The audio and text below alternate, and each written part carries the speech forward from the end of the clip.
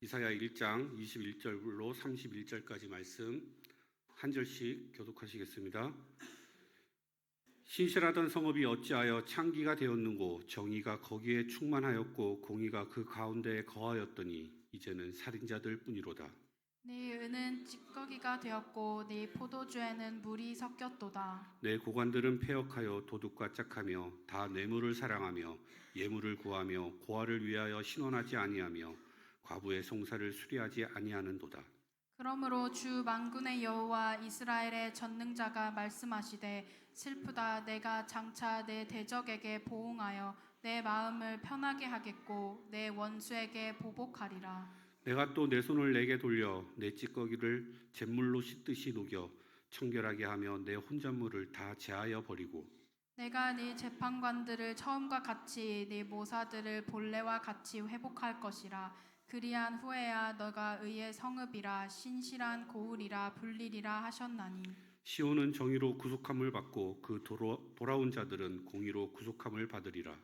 그러나 패역한 자와 죄인은 함께 패망하고 여호와를 버린 자도 멸망할 것이라. 너희가 기뻐하던 상수리 나무로 말미암아 너희가 부끄러움을 당할 것이요 너희가 택한 동산으로 말미암아 수치를 당할 것이며, 너희는 잎사귀 마른 상수리 나무 같을 것이요 물 없는 동산 같으리니. 함께 읽겠습니다. 강한 자는 사모라기 같고 그의 행위는 불티 같아서 함께 탈 것이나 끝사람이 없으리라. 아멘. 하나님께로 돌아올 힘이라는 제목으로 오미경 목사님 말씀 증거해 주시겠습니다. 지난주 목요일 날 아기학교 때 7가정이 왔습니다. 아이들을 데리고 7가정이나 와서요. 지금 보신 것처럼 이렇게 진행이 됐습니다. 김미경 권사님이 직장을 하루를 안 나가시면서 일단 진두지휘 하시면서 하고, 우리 송혜선 집사님, 우리 오진희 집사님, 그 다음에 이제 지난주부터 우리 이한결 집사님이 직장을 나가는 바람에 여기에는 함께 하지 못하지만 그 이전에 포스터라든가 우리 교회의 여러 가지 이 아기학교를 홍보하는 여러 부분을 지금도 맡아서 하시고 컨택 포인트가 되어주고 있기도 하고, 지금 보이지 않게 정말 제가 요즘에 마태복음을 이렇게 묵상하고 있는데 진도가 안 나가요. 마태복음이 6장에 보면은 하나님이 그렇게 말합니다. 6장이 뭐냐면 주님이 가르쳐 주시는 기도가 나오는 내용이거든요. 그런데 거기에 1절에서 4절에 보면 이런 얘기를 하세요. 하나님이 기도할 때 너희가 어떻게 기도하냐면 골방에 들어가서 기도해라. 사거리 어귀에서나 회당에 올라가서 기도하지 말고 골방에 가서 기도해라. 근데 그렇게 기도하면 어떻게 하시느냐면 하나님이 은밀한 중에 보시는 내 아버지가, 이렇게 표현해요. 은밀한 중에 보시는 내 아버지가 내게 갚아주시리라, 이렇게 표현합니다. 제가 이 말씀을 딱 붙잡고 제가 이 헌신하시는 분들을 놓고 기도합니다.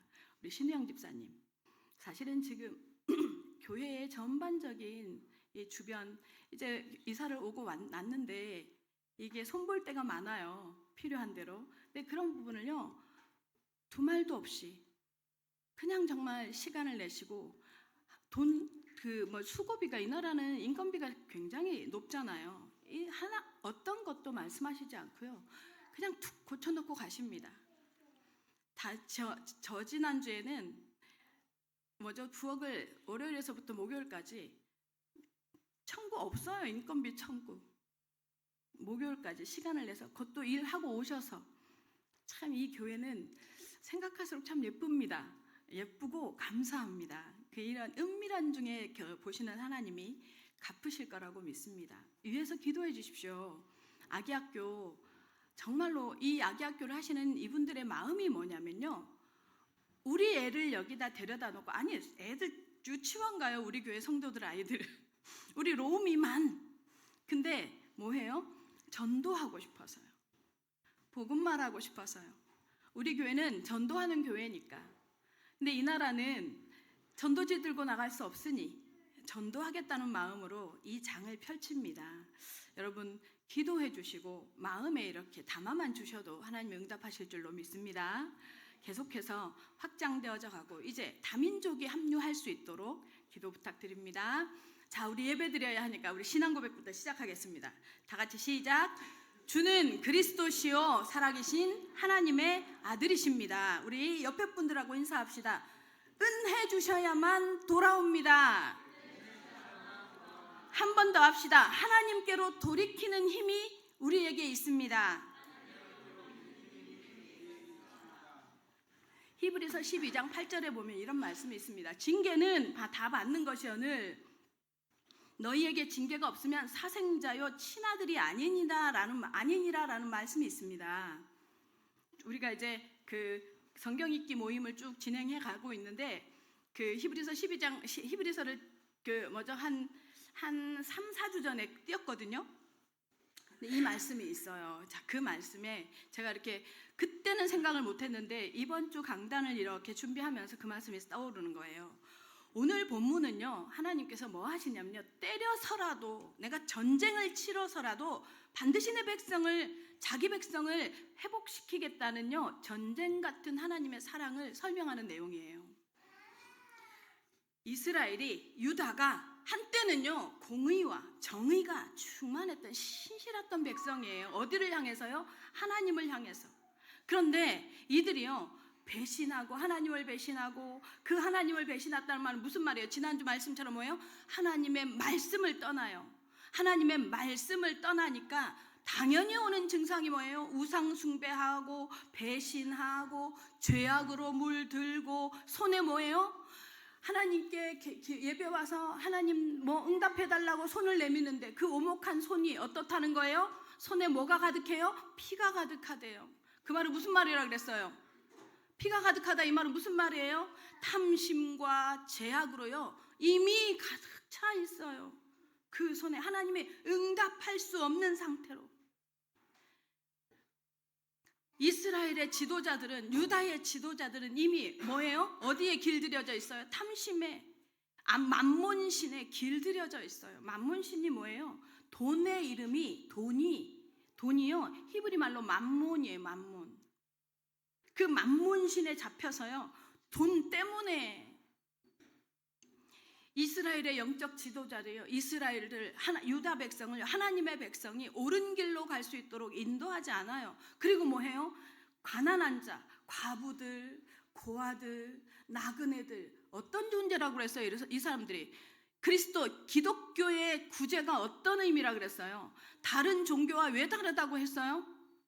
기독교의 구제는 다른 종교의 구제들과 뭐가 달라요? 밥 퍼주는 거하고 달라요. 우리도 구제해야 되는 거 맞아요. 왜 구제해야 돼요? 왜 고아들, 나그네들, 왜 성경은 계속해서 그렇게 힘없는 그들을 얘기할까요? 너희 옆에 있다고 왜 얘기할까요? 우리를 보라는 거예요. 너희가 고아 같았다는 거예요. 어떻게? 영적으로요. 창세기 3장 문제로 인해서 우리가 하나님을 떠난 우리는요, 이 세상에 삶의 배경이 없었어요. 삶에 뭐예요? 기준점이 없었단 말이에요. 우리도 똑같이 어떻게 됐어요? 고아처럼 버려진 자였어요. 과부처럼 보호자가 없었어요. 나그네처럼 삶의 기반이 없었던 사람들이라고요. 우리가 그런 우리에게 하나님의 전적인 은혜로 구원의 은혜를 베풀어 주신 그 은혜를 알면 세상을 향한, 세상의 고아들, 세상의 가부들, 세상의 나그네들을 향해서 뭐요? 하나님이 내게 주신 은혜를 그들을 향해서 흘려보내는 거다라고, 그것이 기독교에서 말하는 구제라고 말씀드렸습니다. 기억하십니까? 우리가요, 예수가 그리스도 되신 이 사실을 정확하게 알았다는 이 모든 것은요, 삶의 기본 틀이 정확하게 놓여진 거라는 것을 기억하셔야 됩니다. 그랬는데 그렇게 하나님의 백성 된 이스라엘 백성들이 뭐합니까? 손에요 피가 가득할 정도로 가난한 사람을 착취하고 힘없는 사람을 무시하고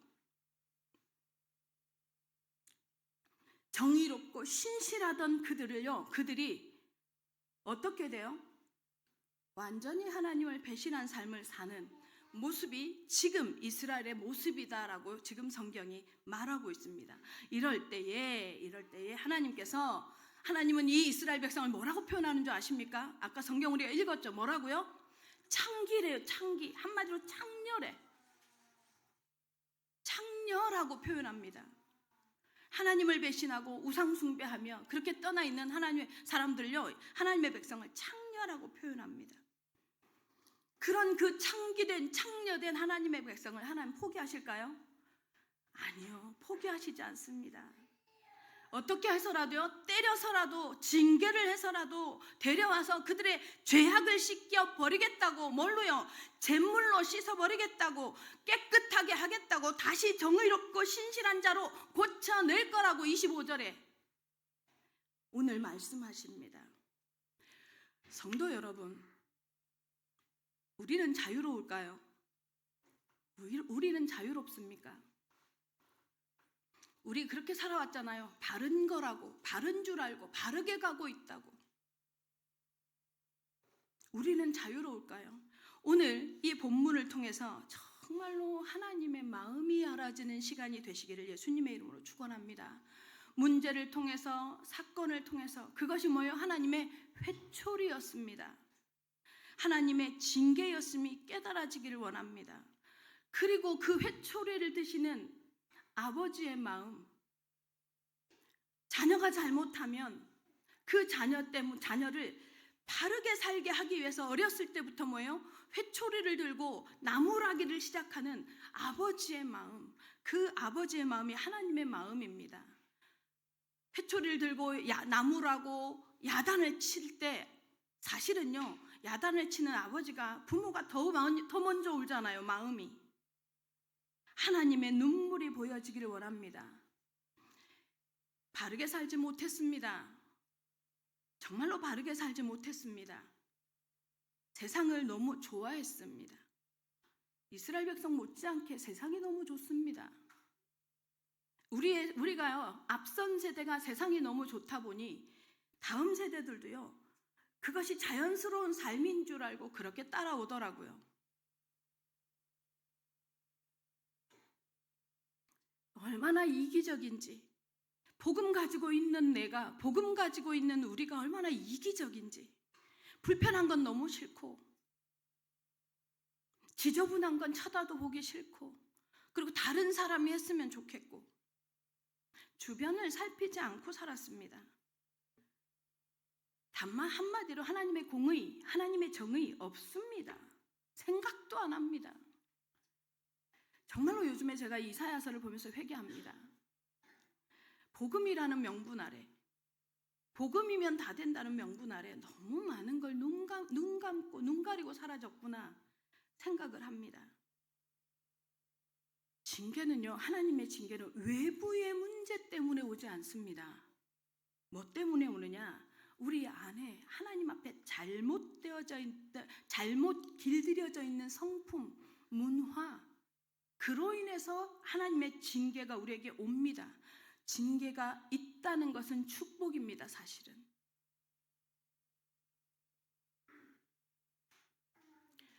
오늘 말씀을 들으면 우리가 이 이사야서를 쭉 진행해 가면서 이전 것은 다 틀렸다, 부정하라는 거 아닙니다. 맞습니다. 맞는 게 있었고 감사한 게 너무 많습니다. 그러나 말씀을 기준해서 우리가 어떤 자세를 취하고 살아가야 하고 신앙생활을 해가야 되는지 바른 눈이 열리기를 예수 그리스도의 이름으로 축원합니다. 정말로. 그래서 우리 오클랜드 예원교회는 크다, 대단하다, 많다, 부흥된다 말고 복음 앞에 서는 오클랜드 예원교회 되시기를 예수님의 이름으로 축원합니다. 복음이 뭔데요? 말씀 앞에 서시기 바랍니다. 말씀 앞에서는 오클랜드 예원교회 되기를 예수 그리스도의 이름으로 축원합니다. 첫 번째입니다. 타락한 이스라엘입니다. 21절 같이 읽겠습니다. 21절 다 같이 시작. 신실하던 성읍이 어찌하여 창기가 되었는고, 정의의 걷기에 충만하였고 공의가 그 가운데에 거하였더니 이제는 살인자들 뿐이로다. 창기래요. 창기. 바람난 여자, 남편이 있는데 다른 남자와 몸을 섞으면서 살아가는 여자. 하나님의 백성을 하나님은 이렇게 비유합니다. 그러면서 뭐라고 해요? 한마디로 뭐예요? 지금 하나님이요, 자기 백성을 자기의 신부라고 지칭하는 거예요. 하나님의 백성을 자기 신부라고. 근데 원래는 어땠대요? 어떠했대요? 신실했대요. 신실했던 성읍이래요. 신실했었대. 신실하다라는 말이 히브리 말로 뭐냐면요, 아만입니다. 아만. 신실하다라는 표현이 아만이라는 표현인데 여러분 잘 알고 있는 내용이 저기 단어예요. 이게 확장되어져서 우리가 너무 잘 알고 있는 단어를 사용하게 됩니다. 뭘까요? 큰 소리로 아멘이에요. 아멘. 그 아멘이라는 의미가 그렇잖아요. 맞습니다. 믿습니다. 그렇게 될 줄로 믿습니다. 이런 의미잖아요. 아만이라는 단어에서 파생되어진 거예요. 그래서 뭐예요? 이 말은 믿음직합니다. 그 상황이. 충실합니다. 하나님은 이런 거예요. 그렇게 될 줄을 믿습니다. 라는 의미가 담아져 있습니다. 그래서 여러분 예배를 드릴 때 아멘 하는 건요. 저를 놓고 하는 거 아니에요. 하나님께서 지금 주신 이 말씀이 내게 그대로 성취될 것을 하나님께서 하실 것을 하나님의 그 신실함을 믿습니다라는 것입니다. 그래도 아멘 안 합니까? 아멘 하십시오. 하나님 앞에 아멘 하십시오. 저에게 안 하셔도 됩니다. 제가 뭐라고요? 아니요. 하나님 앞에. 하나님은 신실합니다. 약속을 이행하시는 것을 믿습니다. 그래서 아멘이라는 단어를요 자주 하나님 앞에 사용하시기 바랍니다. 자, 이렇게 신실했던 성읍이 궤도 이탈했다는 거예요. 창기가 되어져 버렸대요. 여러분 신부는요 신랑만 보는 게 맞습니다. 별로 마음에 안 들어도 옆집 아저씨가 더 세련돼 보이고 옆집 아저씨가 더 멋있어 보여도 그 아저씨한테 손 내밀어서 스넬 사달라고 하고 푸찌 사달라고 하면 큰일 납니다. 자, 누가 뭐라 하더라고요. 제가 구체적으로 말을 하니까. 푸찌. 대충 짐작하실 줄 압니다. 거기다 손 내밀면 큰일 납니다. 왜 해줍니까? 신랑만 바라보고 사는 신부를 뭐라고 해요? 정결하다라고 표현합니다. 정결하다. 그래서요 이스라엘에서 결혼을 하죠. 결혼 아죠? 결혼을 뭐라고 표현하냐면 정결예식이라고 표현합니다. 정결예식. 그랬던 이스라엘이 유다가 바람났어요. 이 상태를 타락한 상태라는 거예요. 원래는 정의가 충만하고 공의가 그 가운데 있었더니 이제는 뭐만 남았대요? 살인자만 남았대요. 공의가 사라지고 정의가 사라지니까 뭐가 남아요? 탐욕만 남아요. 우상 숭배만 남아요. 이웃이 죽어가는데 살려달라고 그 예레미야 선지자가 그 다음에 붙어서 나오잖아요. 예레미야 때는 어떻게 말하냐면 우리 그 다음 세대의 아이들이요 입천장에 혀가 붙었는데 물 한 모금을 줄 사람이 없대요. 이게 무슨 말인 줄 아세요? 지금 여러분 생각해 보세요. 제가 이 말씀을 준비를 하면서 생각을 해봤어요. 여기에 우리 로미 같은 애는 없었겠어요? 우리 다우미 나인이 같은 저 아이들은 없었겠어요? 저 순수한 얼굴을 하고 있는 우리 아이린 같은 저런 아이들은 없었겠어요? 말 잘 듣고 앉아있는? 그런 그 모든 사람들을요 하나님께서 통칭해서 뭐래요? 창기래요. 당시에 살고 있는 이스라엘 저 백성을 향해서 창기라고 표현해요. 이게 무슨 말이에요? 문화가 되어버려져 있어요. 우상이 문화가 되어져 버렸어요. 그래서요 그 다음 후대들은요 뭐예요? 자연스럽게 따라와요. 이 복음이요 하나님 앞에서 복음이 하나님의 말씀이요 선명하게 전달되어지는 게 얼마나 무서운 건지 모릅니다. 그러니 뭐예요? 부족하고 약한 사람들, 아우성치며 도와달라는 사람들 이익되지 않으면 내 탐욕을 채워주지 못하면 돌아보지도 않아요. 그런 하나님의 백성들이 되어져 버린 거예요. 이스라엘의 상태가. 우리는 어떻습니까? 다민족 냄새나서 싫고 그리고 뭐요? 그 사람들에 대한 편견과 선입견 때문에 서쪽이라서 싫고 우리도 그러고 살고 있어요. 사실은 제가 정말 회개가 돼요. 우리도 그러고 살고 있어요. 그래서 어느 순간 우리도 모르게 우리끼리 우리 안에 하나님이 제일 싫어하는 거예요. 우리끼리 하나님과 가까이 하게 되면요, 한마디로 하나님과 가까이 한다는 게 무슨 말인데요? 하나님의 말씀과 가까이 하면 오는 증상이 있어요. 증상이 뭔지 아세요? 하나님의 말씀을 계속 접촉하죠. 죄송합니다, 메시지 아니고요, 말씀요. 하나님의 말씀을 계속, 말씀 자체가 힘이 있거든요. 말씀하고 자꾸 가까이 하니까요, 어떤 증상이 오느냐면요, 정의가 살아납니다. 어떤 정의요?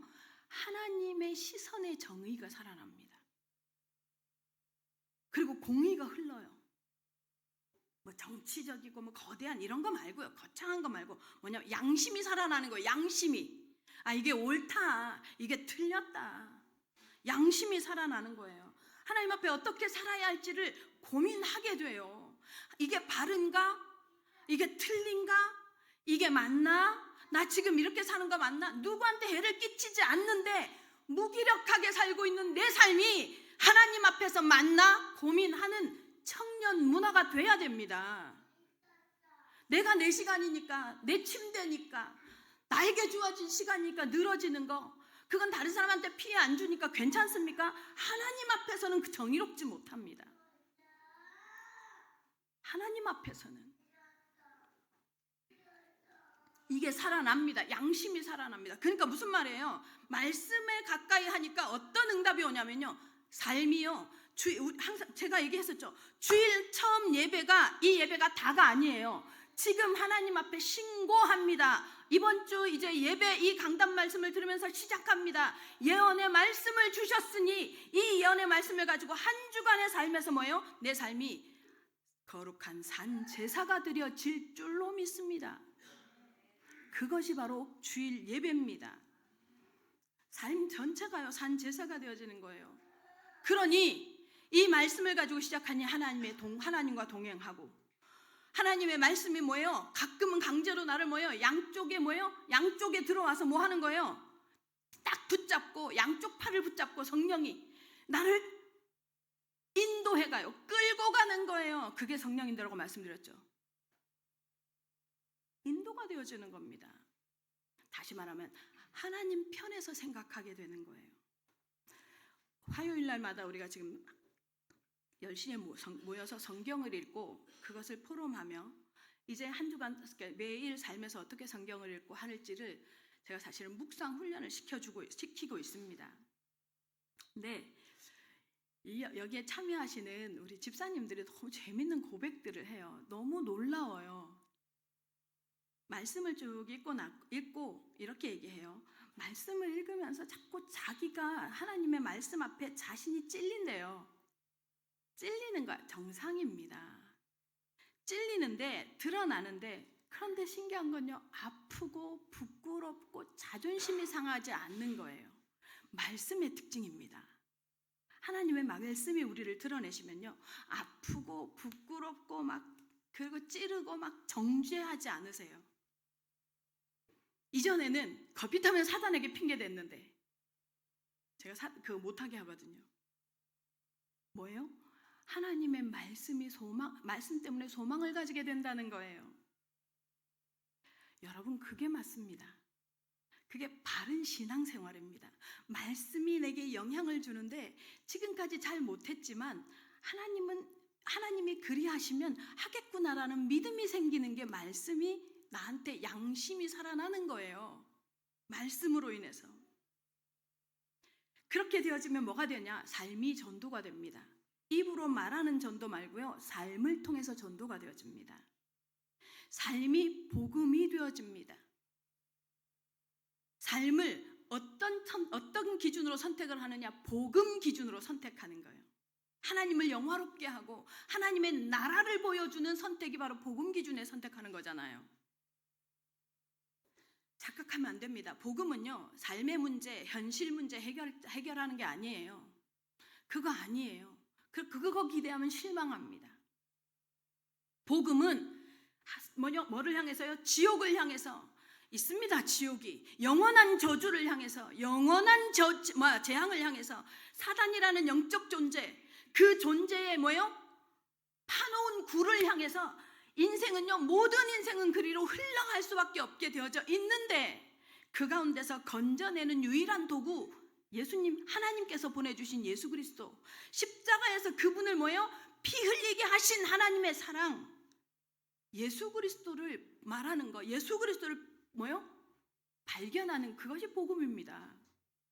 그것이 복음입니다. 그래서 복음은 뭐예요? 복음 갖고 삶의 문제 기도 응답 받습니다 라고 말하면 사기치는 꼴이 됩니다. 물론 기도 응답 받습니다만은 네 삶의 그 문제 해결된다고 말씀 잘못하시면 안 됩니다. 먼저 복음이 들어가면 시선이 바뀌고 기준이 바뀌고 가치관이 바뀌고 삶이 바뀌는 것을 말해 주는 것이 복음입니다. 그것이 우리 삶의 목적이며 우리의 살아가는 이유인 줄 믿으시기 바랍니다. 여기에서 그 이것이 신실해야 되는데, 이렇게 신실해야 되는 하나님의 백성이 뭐가요? 창기가 되어버렸어요. 어떤 상태까지 갔냐? 22절 읽겠습니다. 22절 다 같이 시작. 내 은은 찌꺼기가 되었고 내 포도주에는 물이 섞였도다. 왜 은이라고 표현하는 줄 아세요? 고대에는요, 은을 주고받아서 경제 활동을 했어요. 그래서 순도 100%의 은이 아니면요, 경제적인 효과가 없어요. 무슨 말이냐 지금? 포도주에도 물이 섞이고 은이 찌꺼기가 되었다 이 말이에요. 혼합주의. 하나님을 정면으로 거부하는 것도 죄지만요, 하나님을 자꾸 섞어요. 혼합주의도요, 하나님 안 믿는 겁니다. 더 나쁜 짓이에요. 지금 WCC라든가 이런 게 혼합주의잖아요. 하나님께서 이스라엘 백성이 가나안에 들어갈 때요, 계속해서 신명기를 통해서뿐만 아니라 계속해서 출애굽에서도 뭐라고 말하는, 한 가지 계속 강조하는 얘기가 있어요. 뭐라고 하냐면 그 땅에 너희가 들어가거든 뭐라고 해요?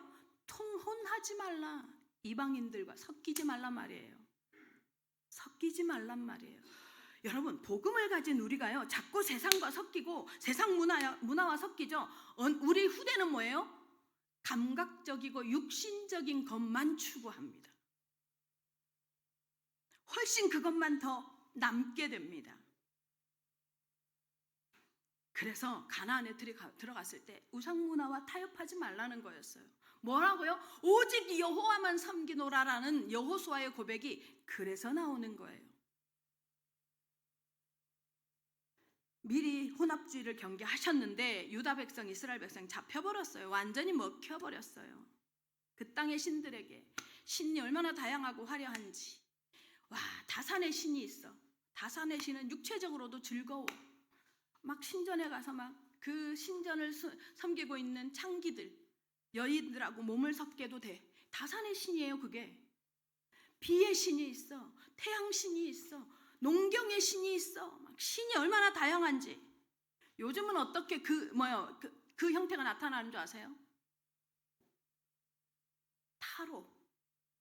타로점, 별점,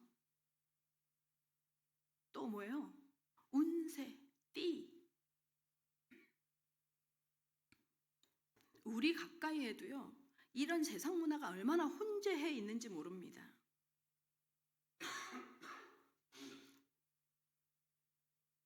어떤 크리스찬 그 잡지에서요, 통계를 냈어요. 통계를 냈는데 목회자, 전도사, 권사, 장로들이 무당을 찾아가거나 점을 보는 확률, 점을 보러 가는 그 퍼센테이지가요, 여러분 아세요? 46%래요. 한국 교회의 성도들의 46%래요. 그래서 어떤 무당은 그렇게 말한대요. 아니, 너는 나보다 더 큰 신을 섬기고 있으면서 어떻게 여기 왔지? 너는 그 신 계속 섬겨야 돼. 빨리 가. 내쫓으면 은혜 받고 와서 교회 와서 간증한대 막. 여러분 그래 볼래요? 혼합주의, 다원주의 똑같습니다. 똑같습니다. 하나님을 믿는 게 아니에요, 여러분. 특히 우리 젊은 세대 여러분, 혼합주의, 다원주의는 하나님을 믿는 게 아닙니다. 정확한 기준을 가지고 있어야 됩니다. 23절 보겠습니다. 23절 다 같이 시작. 이 고관들은 배역하여 도둑과 짝하며 다 뇌물을 사랑하며 예물을 구하며 고아를 위하여 신원하지 아니하며 과부의 송사를 수리하지 아니하는도다. 고아, 과부, 나그네, 사회적 약자들 제가 설명했죠. 돈이 안 될 것 같으니까 뭐 해요? 신원해주지 않아요. 한마디로 뭐예요? 문제를 해결해주거나 그 송사를요 뭐예요? 수리하지 않는데요. 탐욕 때문에. 어느 쪽으로 줄 서야 할지 알아. 어느 쪽이 돈 될 줄 알아. 여러분, 기독교 안에서도 그렇습니다. 어떤 단체가, 어떤 세력이, 어떤 목회자가, 어떤 교회가 나를 가능하면 숨겨주고 덜 피곤하게 하고를 알아. 그렇게 선택하는 것을 얘기하는 겁니다. 성경에서 말하는 타락은 뭔지 아십니까? 알죠, 여러분? 계속 말했으니까. 성경에서 말하는 타락은 삶에서 뭐 어디 가고 누구 뭐 바람을 피우고 이런 수준이 아니에요. 하나님의 말씀에서 벗어남을 의미하잖아요. 하나님의 말씀보다 더 즐거운 게 있는 걸 말하는 거잖아요. 이 당시에 이스라엘의 지도자들, 유다가, 이스라엘은 이미 거의 망해졌고 아수르에, 유다가 지금 뭐예요? 바벨론에 차츰차츰 잠식이 좀 당해가고 있는 상황인데, 그럼에도 불구하고요 몇몇의 지도자들, 그리고 또 그 지도자의 후대들은 아무 생각 없이 잘 살아가고 있었을 거예요. 먹고 잘 살고 있었을 거란 말이에요. 그리고 아까도 얘기한 것처럼 뭐예요? 우리의 아이들 뭘 알아요? 뭘 알아? 그냥 즐겁게 행복하게 그냥 살고 있었을 거라고요. 그들이 무슨 죄, 뭐 그렇게 행동으로 나쁜 짓을 했겠어요.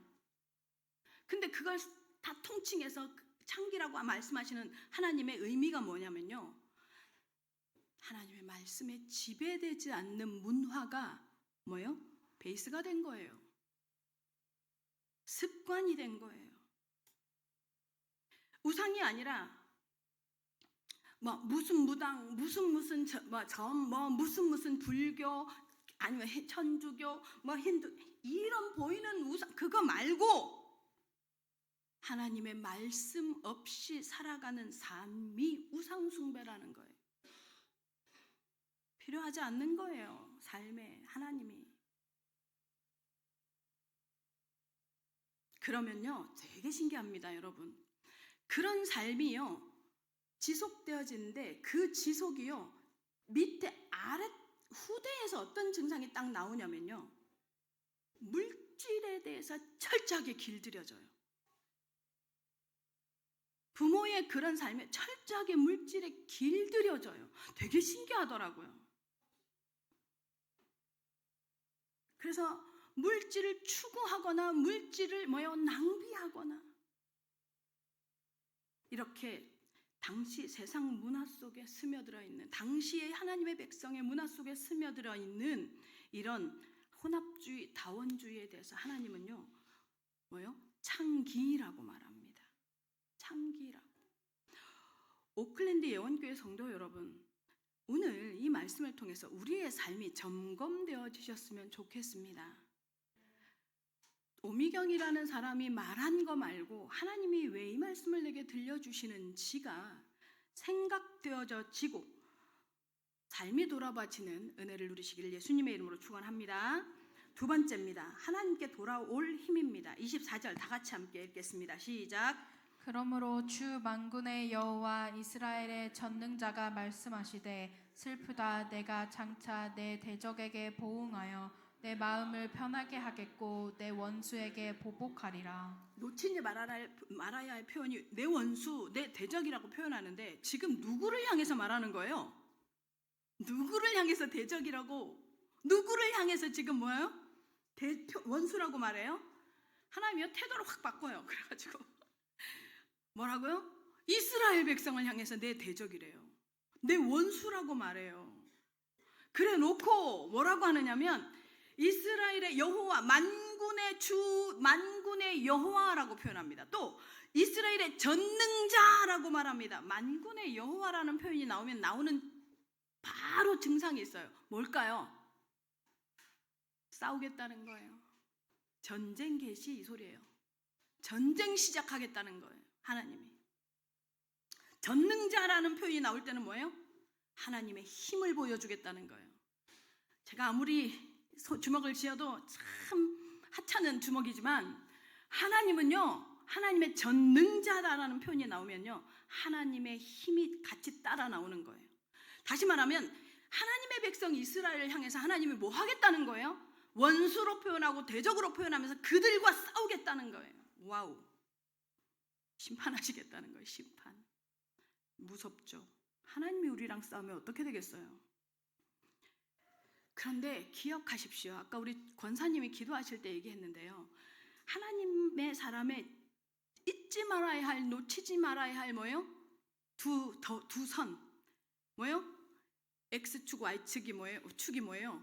하나님의 절대 주권. 그리고 하나님의 Y축은 뭐예요? 절대 사랑. 그 안에 우리가 있어요. 하나님의 절대 주권과 하나님의 절대 사랑 가운데 우리가 있어요. 여기에서 일어나는 심판이 죽음이겠어요? 저주겠어요? 실패겠어요? 망하는 거겠어요? 맞아요? 아니에요. 하나님의 심판은 뭐예요? 하나님이 하나님의 자녀를 향한 심판은요, 전혀 멸절이 아니에요. 끝장이 아니에요. 그런 거 없습니다. 하나님의 자녀 믿으시기 바랍니다. 다시 말하면 지옥이 없어요. 하나님의 자녀에게는 뭐예요? 하나님의 자녀에게 뭐예요? 사단에게 던져짐이 없어요. 믿으시기 바랍니다. 그러면 말하는 하나님의 심판의 의미가 뭐겠어요? 제발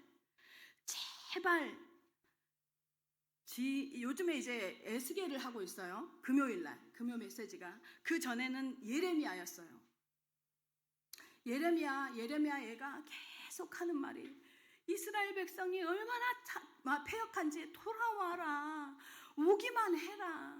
그리고 또 때리고 나서 만지고 어루만지고 내가 약 발라줄게. 너희를 향한 내 마음은, 너희를 향한 내 생각은 뭐요? 재앙이 아니라 평안이요, 미래의 소망과 희망을 주는 거다라고 말한단 말이에요. 그러면서 뭐라고 하냐면 너희가 나를 찾으면 내가 너를 만나줄 것이고 너희가 나를 향해서 부르짖으면 내가 너에게 응답하겠고.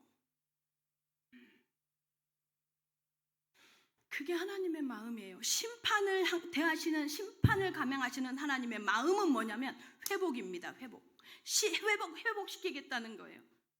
이거는요, 성경 전체를 흐르는 하나님의 방법이에요. 하나님의 백성을 구원하시는 하나님의 방법. 뭐예요? 창세기 1장에 하나님이 분명히 하나님의 형상대로 사람을 창조했잖아요.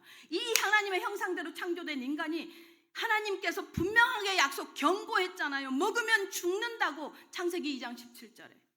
죽는다는데 죽어도 그 느끼는 호기심 때문에, 사단에게 느껴지는 이 호기심 때문에 선악과를 안 먹고 못 배겨. 나도 먹었을 것 같아요.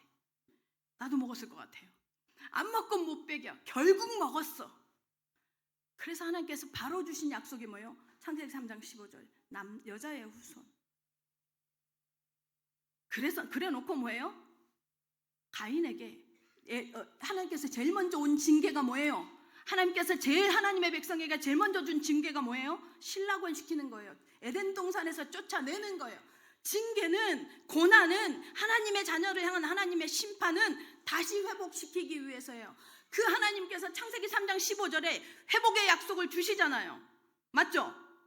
회복의 약속이 뭐예요? 회복의 약속이 뭡니까? 아들, 여자의 아들, 예수 그리스도의 약속이란 말이에요. 그리고 구약은 이제 뭐예요? 창세기 3장 15절 이후 모든 내용을 무엇을 중심으로 말해요? 그리스도를 중심으로 말합니다. 그리스도를 오게 하실 이유를 계속 설명합니다. 여기서도 마찬가지예요. 하나님의 백성을 하나님께서 뭐예요? 구원하시기 위한 하나님의 또 다른 그 지금까지 흘러왔던 패턴이 다시 등장합니다. 하나님은요, 그래서 여기서 지금 뭐라고 표현해요? 주 만군의 여호와라는 표현이 뭐예요? 너희를 사랑하는데 싸우면서 사랑하겠대요. 다시 말하면 뭐예요? 전쟁 같은 사랑이야. 하나님, 저는 이 표현이요, 막 의미심장해요. 비장해져요. 나를 사랑하시는데 그냥 사랑하시고 그래 괜찮아 아니야 상관없어 이런 게 아니라요. 전쟁 같아요. 내게 있는 그 이물질, 혼합, 다원론화되어진 것, 내가 잘못 들어간 이것을요, 무슨 일이 있어도 꺾어내고 치워버리고 해결하고 끌어안겠다는 거예요. 전쟁 같은 사랑을 선포합니다. 그거를 향한 칼을 빼들고 시작하겠다는 거예요. 왜요? 더 이상 뒀다가는 멸망의 자식이 될 것 같아요. 어떻게 그렇게 할 것이냐. 25절 읽겠습니다. 25절 다 같이 시작. 내가 또 내 손을 내게 돌려 내 찌꺼기를 잿물로 씻듯이 녹여 청결하게 하며 내 혼잣물을 다 제하여 버리고. 여기서 내 손을 네게 돌려라는 말에서 이 돌리다는 히브리 말이 뭔지 아십니까? 휴브라고 합니다.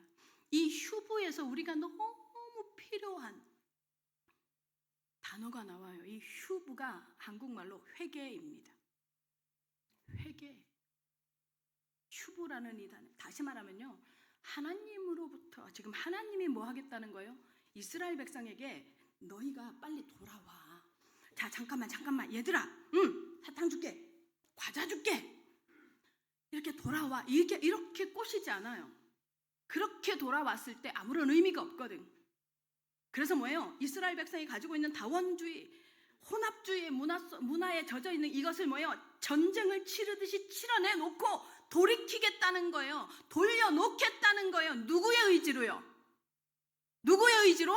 하나님의 의지로. 다시 말하면 하나님의 백성이 회개를 할 수 있다. 하나님의 백성이 하나님께 돌이켜서 하나님, 내가 잘못 살았네요. 잘못했네요. 내 문제가 이게 심각했네요. 볼 수 있는 은혜가 누구로부터 와야 된다는 거예요? 하나님으로부터. 아멘. 그래서 여러분, 회개가 되어집니까? 하나님께로 돌이킬 힘이 생깁니까? 하나님이 능력을 주셨음을 믿으시기를 예수님의 이름으로 축원합니다. 우리 알잖아요. 이거 분명히 이렇게 하면 안 되는데, 나 왜 이러지? 이런 행동하면 안 되는데, 회개하고 돌아오고 싶은데 안 되잖아요. 우리는 안 되는 게 정상이에요. 하나님이 능력을 주셔야 합니다. 회개도. 그런 능력이 우리에게는 없어요. 그래서 하나님께서 뭐 해요? 우리가 마음만 돌이키는 게 아니라 실제로 뭐 해요? 로마서에 보면 뭐라고 표현하면 3장인가에 이렇게 밖에서 그 힘이 들어와 줘야 돼요. 우리에게 회개할 수 있도록 뭐요? 상황을 만들 수 있도록 뭐요? 뭔가가 나타나 줘야 돼요. 그래서 그걸 뭐라고 표현하냐면 우리에게 한 의가 나타나서 이렇게 표현해요. 우리에게 주신 하나님의 한 의가 나타나서. 누구예요 그게? 예수 그리스도를 얘기합니다. 하나님의 한 의가 나타나서 우리를 어떻게 해요? 돌이키게 하셨다 이 말이에요. 다시 말하면 돌이키는 주도권이 누구에게 있어요? 우리에게 있지 않아요. 그래서 여러분, 교회 안에서는 사람 판단하는 거 아니에요. 왜요? 각 사람마다 시간표가 달라요. 은혜 주시는 시간표가 달라요. 회개케 하는 시간표가 달라요.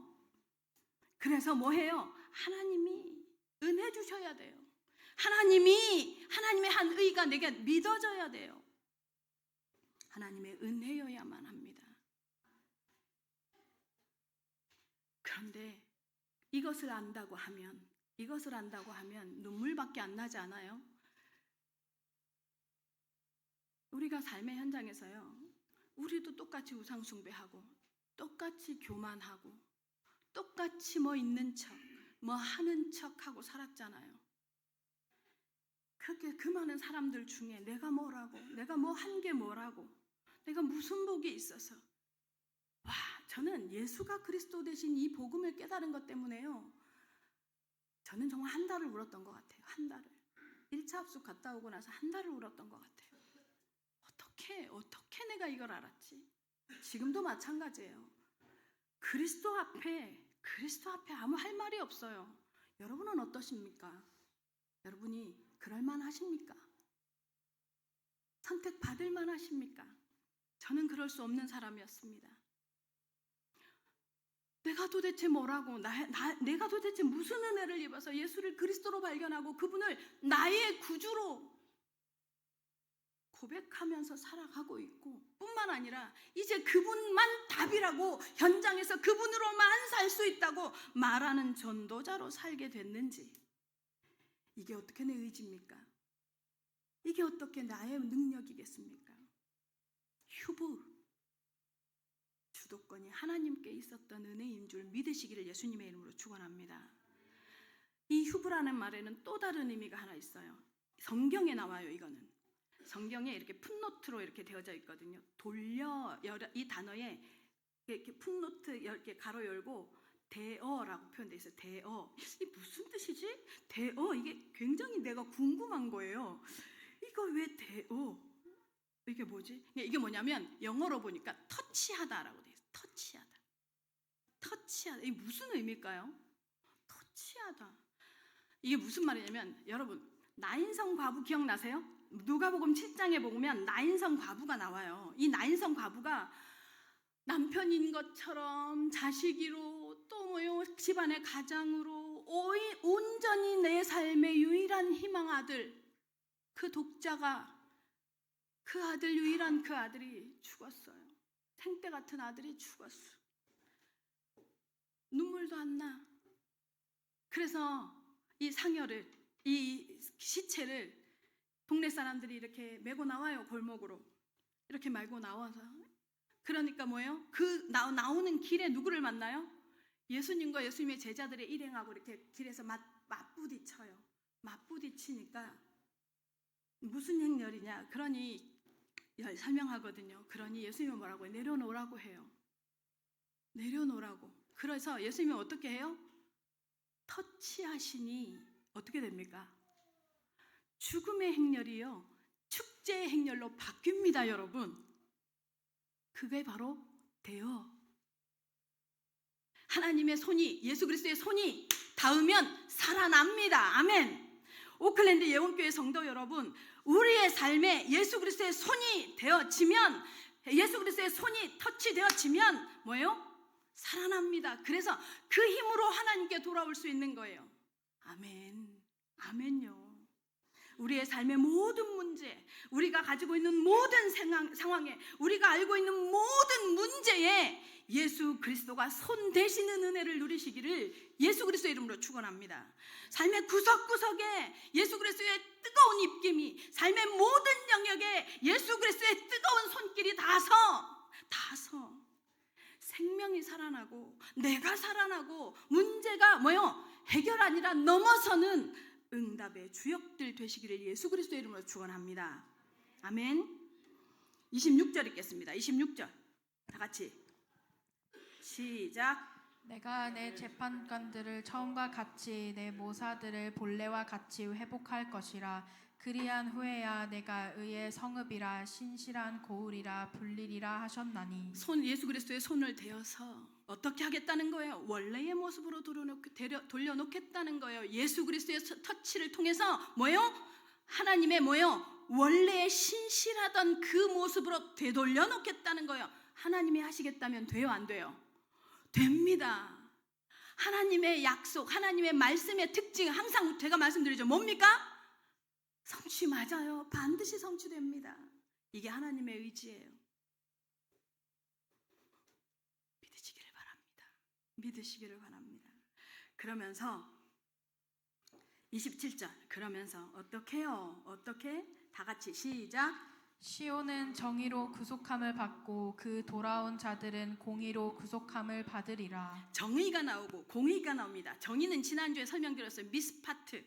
공의라고도 쓰이지만 공의라는 또 다른 단어가 있어요. 째데카라고 해요. 이 째데카라는 이름이 뭐냐면요, 째데카, 공의와 하나님의 정의를 뭐라고 표현하느냐면, 이렇게 온전하게 하나님의 정의와 하나님의 공의가 바로 서는 시간이 있어요. 때가 있어요. 언제인 줄 아세요? 한꺼번에 딱 완성돼서 확 부딪히는 자리가 있어요. 여러분, 그게 어딜까요? 이 지금 27절의 말씀이요, 성취되는 자리가 어딘 줄 아세요? 예수 그리스도의 십자가상이에요. 예수 그리스도의 십자가. 예수 그리스도의 십자가의 자리에서 하나님이 뭐해요? 이렇게 말해요. 우리의 죄 문제를 가지고 잘못했어. 예수님을 못 박아야 되니까 그냥 없던 걸로 하고 넘어가자. 그래 내가 만들었으니까 그래 그냥 덮게. 우리 부모들은 주로 그렇게 하잖아요. 내가 귀찮아서라도. 하나님이 그냥 없던 걸로 하자. 그냥 뭐만 시키면 되는데 죽어도 안 하세요. 하나님은 당신이 죽을 것이다라 말을 했기 때문에 네가 죽든가 죽음을 대신할 자를 죽이든가. 내가 죽여야 되는데 나의 죽음을 대신할 자로 누구를 보내신 거예요? 예수 그리스도를 보내신 거예요. 그분을 모든 사람 앞에 십자가에 못 박습니다. 그게 정의입니다. 하나님의 정의입니다. 그래서 지난주에 얘기했죠. 정의는 나 개인의 정직성 이런 것들로 드러납니다. 그럼 하나님의 공의는 뭐예요? 그 하나님의 정의를 통해서 모든 우리 인간에게 무엇이 와요? 구원이 옵니다. 사망의 문제가 해결됩니다. 저주 문제가 해결됩니다. 사단 문제가 해결되어집니다. 이 모든 재앙의 문제를 끝내십니다. 그래서 하나님과의 관계가, 우리와의 관계가 정확하게 회복이 되는 게 공의입니다. 아멘. 십자가상에서 하나님의 정의와 하나님의 공의가 정확하게 맞부딪힙니다. 성도 여러분, 하나님께서 주신 그 하나님의 속성, 하나님의 나라를 우리에게 세우기 위해서요, 어떤 대가를 치렀는지를 아셔야 합니다. 그냥 우리에게 예수 그리스도 모든 문제 아니에요. 그 그리스도라는 말에는요, 하나님의 뼈아픈 정의와 하나님의 눈물 나는 공의가 성취되는 십자가의 사건이 있었음을 기억하셔야 합니다. 이것이 정말로요, 이것을 통해서 우리에게 주시는 하나님의 메시지가 있어요. 이 얘기를 통해서 우리가 왜 하나님은 지금 시온은 정의로 구속함을 받고 그들이 돌아온 자들은 공의로 구속을 받느냐, 어떻게 우리가 구속을 받냐, 어떻게 하나님의 백성이 구속을 받냐, 십자가의 사건을 통해서만요. 그 말은 무슨 말이에요? 모든 인류에게 소망은 뭐밖에 없어요? 십자가밖에 없다는 거예요. 여러분, 십자가밖에 없습니다. 십자가만 인생의 문제를 해결할 수 있습니다. 인생의 어떤 문제예요? 먹고 사는 문제예요? 그런 수준은 너무, 어느 권사님이 운전을 하고 가시다가 대충 짐작이 되겠죠. 그러는 거예요. 목사님, 사람이 살아가는 일 중에 돈으로 해결되는 것이 가장 쉬운 일인 것 같아요 라고 얘기하더라고요. 맞아요. 사람의 일어나는 일 중에 돈이 해결하는 건 가장 쉬운 일이에요. 사람에게 일어나는 일 중에요, 가장 어려운 일, 사람은 가능성이 1도 없는 일이 바로 영혼의 구원입니다. 그 일은 오직 십자가만 가능합니다. 왜요? 잡고 있는 존재가 있기 때문이에요. 사단이라는 문제를 해결하지 않으면 빠져나올 수 없으니까요. 오클랜드 예언교회 성도 여러분은 그리스도가 전문가 되어져 있을 겁니다. 저는 그렇게 믿습니다. 이 오직 그리스도라는 해답을 가졌으니 여러분의 삶의 현장을 정의를 보여주시기 바랍니다. 여러분의 삶의 현장에서 공의를 나타내시기 바랍니다. 아멘. 내가요? 아니요. 십자가를 말하는 것이, 십자가를 보여주시는 것이, 십자가를 선택하는 것이 바로 정의를 나타내고 공의를 보여주는 줄을 믿으시기 바랍니다. 우리 오클랜드 영교회 모든 성도들, 우리는 하나님께로 돌아올 힘이 없는데 하나님께서 일방적으로 우리를 손 대시고 돌려 세우셔서 십자가 사건을 통해서 우리를 돌아오게 하셨으니 우리의 힘이 아니라 누구예요? 하나님으로부터의 힘이 우리를 하나님께로 돌리는 힘인 줄을 믿는 하나님의 사람들 되시기를 예수 그리스도의 이름으로 축원합니다. 결론입니다. 여러분, 스티븐 코비라는 작가를 아십니까? 너무 유명한 책이 있는데, 스티븐 코비. 있는데. 예. 성공하는 사람의 7가지 습관이라는 책을 쓴 사람이 바로 스티븐 코비입니다. 그 사람이 쓴 책 중에 오늘 내 인생 최고의 날이라는 책이 있어요. 그 책이 아주 재밌는 이야기가 하나 나오는데 뭐라고 나오냐면, 남태평양에 이 지역 아닌가요? 그죠?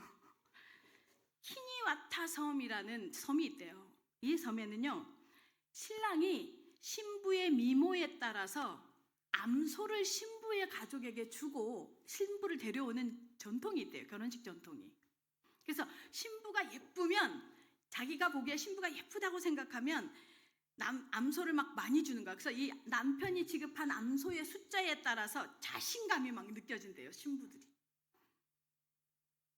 몇 마리 정도 줄 것 같아요, 장로님? 몇 마리 정도 처가에 줄 것 같아요? 우리 이수신 장로님 몇 마리 정도 줄 수 있을 것 같아요? 있는 대로 다.